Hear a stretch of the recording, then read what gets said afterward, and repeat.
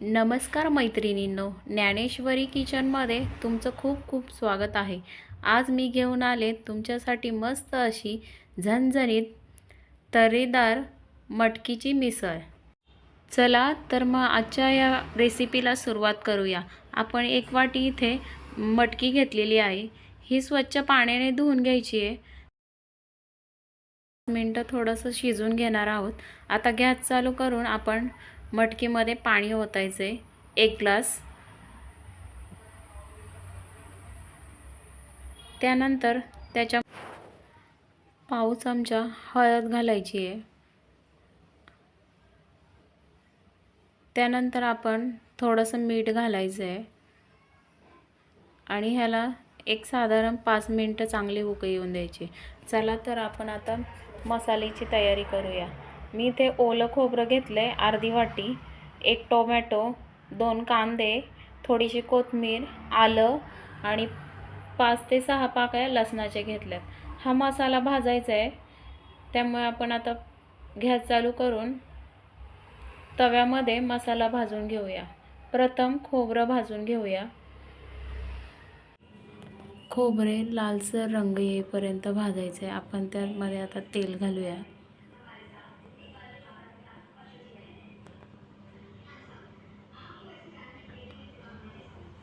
आता त्यामध्ये कांदा भाजून घेऊया।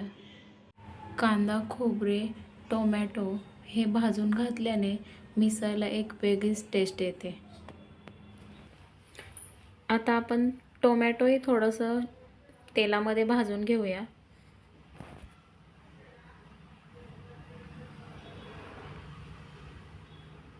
कांद्याला लालसर कलर येईपर्यंत थोडंसं भाजायचे तेलामध्ये। आता मीठ घालूया थोडंसं, म्हणजे त्याने मसाल्याला छान चव येते। आता मिक्सरच्या भांड्यामध्ये आपण 4 ते 5 लवंग घेणार आहोत आणि थोडंसं दालचिनीचा तुकडा घेणार आहोत। आणि आता आपल्याला मसाला बारीक करायचा आहे, त्यामुळे ते खोबरं, लसूण, कोथिंबीर हा मसाला सगळा आपण बारीक करून घेऊया।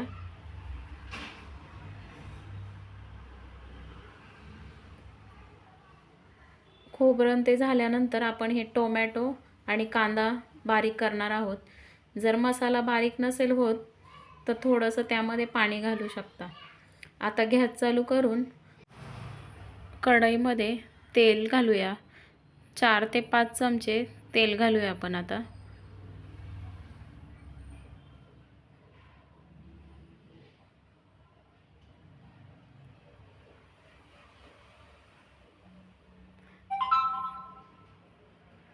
तेल थोडंसं गरम झालं की त्यामध्ये आपण मोहरी घालूया। आता आपल्याला तर्रीवाली मिसळ बनवायची असल्यामुळे आपण ह्याच्यामध्ये कलरवाली मिरची पावडर घालणार आहोत 2 चमचे।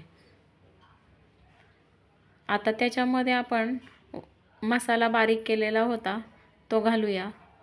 हा मसाला चांगला तेल सुटेपर्यंत परतायचा आहे।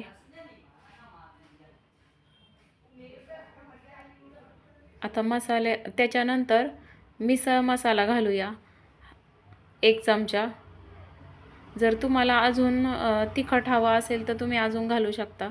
त्यानंतर धना जिरा पावडर थोडीशी घालूया।